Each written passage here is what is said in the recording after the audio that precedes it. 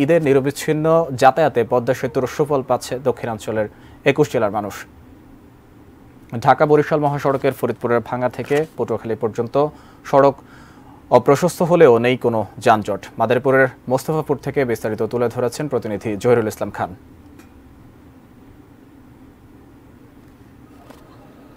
দক্ষিণাঞ্চলের ২১ জেলার মানুষের যোগাযোগের জন্য একসময় প্রতিবন্ধকতা ছিল পদ্মা সেতু।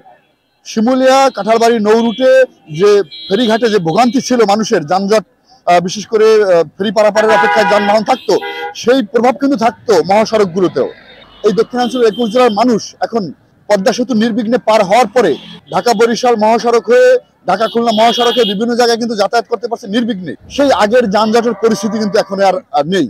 বিশেষ করে বরিশালের এবং ফরিদপুরের এই যাতায়াতকারী যানবাহনগুলোতে এখন কোনো ধরনের ভোগান্তি নেই, তবে দ্রুত গতিতে যানবাহন চলাচল কারণে অনেক সময় দুর্ঘটনা ঘটতো।